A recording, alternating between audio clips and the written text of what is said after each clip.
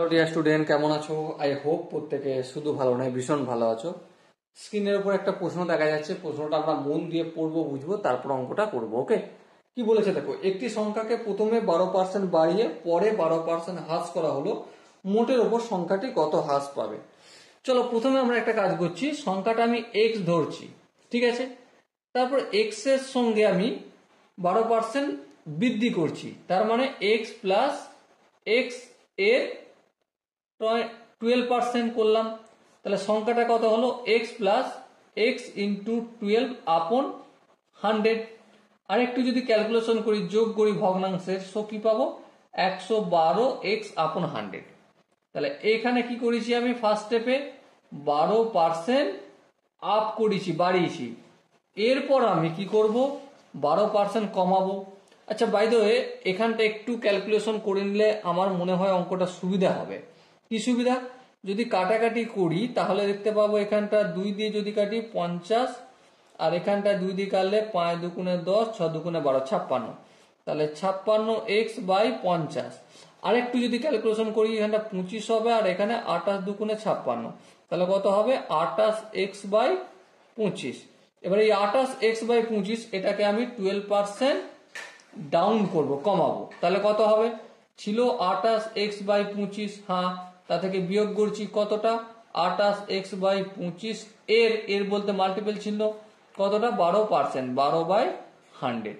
এবার দেখো, যদি ক্যালকুলেশন করি, এলসিএম নিই, কত হবে? 25 গুণিতক 100, 25 25 মিলে যাবে, 100 সঙ্গে 28 এক্স গুণ করলে 28 x into 100 minus 25 into 100, 25 into 100 ভাগ বলে 1, একের সঙ্গে এটা গুণ করলে কত হবে? ওটাই হয়ে যাবে।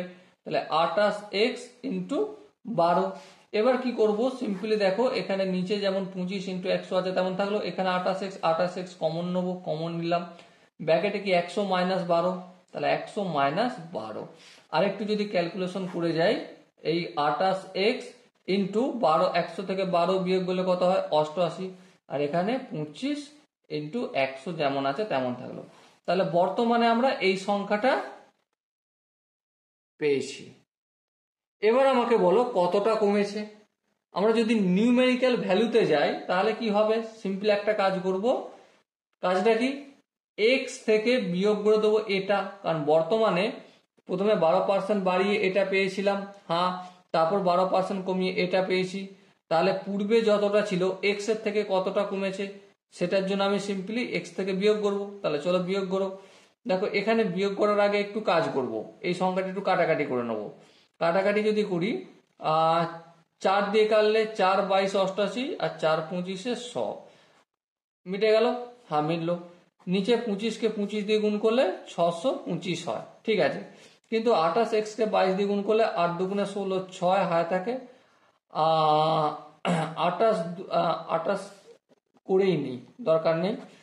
8 দুগুণে 16, 6, 2 দুগুণে 4 আগে 5, 8 দুগুণে 16, 6, 2 দুগুণে 4 আগে 5, তাহলে 6 হলো, 5 আর 6 11, 6, তাহলে 616। তাহলে এখানে আমি 616 এক্স লিখলাম।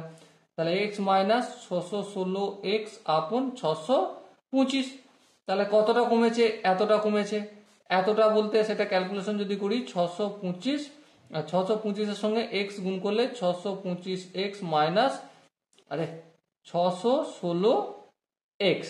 আরেকটু যদি ক্যালকুলেশন করি, 9 এক্স আপন 625। তাহলে এতটা কমেছে, তাই তো? এবারে এটাকে যদি ভগ্নাংশে কনভার্ট করি, তাহলে 9 এক্স আপন 625, এটা বড় করে ডাইরে নিলাম। কার সাথে তুলনা করব? প্রথমের সঙ্গে তুলনা করব। প্রথমের সংখ্যাটা ছিল কত? এক্স, তাহলে এক্সটা লিখলাম।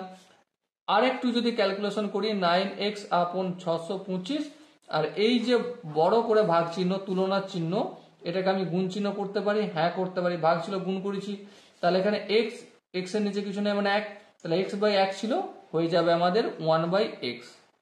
এরপরে স্টেপটা কিছু নেই মানে 100, কিছু নেই মানে 1 দিয়ে গুণ আছে, হ্যাঁ, তাহলে 1 মানে আবার আমি 100 আপন 100 লিখতে পারি।